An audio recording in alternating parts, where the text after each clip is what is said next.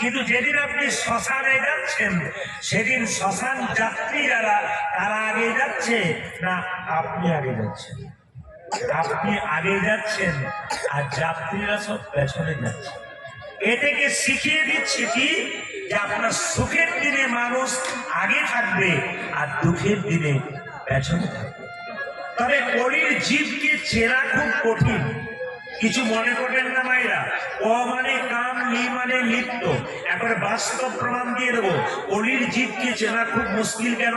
ধর্মরাজ যুধিষ্ঠির ভগবান শ্রীকৃষ্ণকে প্রশ্ন করলেন, প্রভু বলে কি কলির মানুষ কেমন হবে?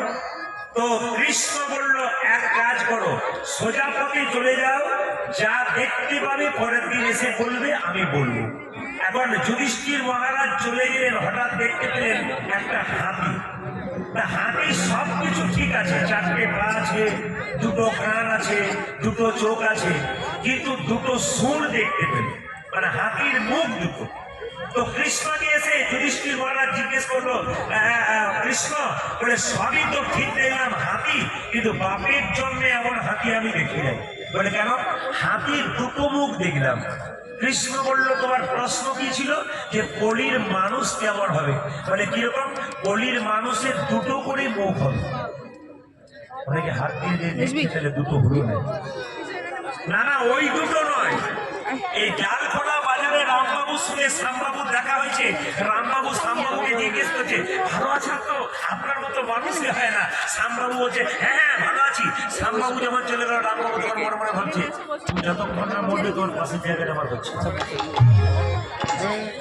মানে দুটো মুখ। এ শুধু সংসার সমাজে নয়, এ সংসারেও বটে। কিছু মনে করবেন না। আমি আমার এলাকায় দেখেছি, স্ত্রীকে স্বামী বলছে, হ্যাঁ কবিতা তুমি আমার ছবি, তোমার মতো মেয়ে হয়। ও যখন আয়নাতে দেখছে আমার মতো আমি দেখতে পেলে খুব সুন্দর, আর পেছন থেকে স্বামী ভাবছে তুমি যতক্ষণ না মরছো ততক্ষণ আর একজন ঢুকতে পারছে। তার মানে কি কলির জীবের দুটো করে মুখ। একটা পাক্কা কথা, আপনি একই বিছানায় শুয়ে আছেন কিন্তু বিশ্বাস করতে পারবেন না কে কার কথা বলছে। না সবার নয়, বেশি। এখন তো আবার আরো গন্ডগোল, এলো আর কেন কি বলছে?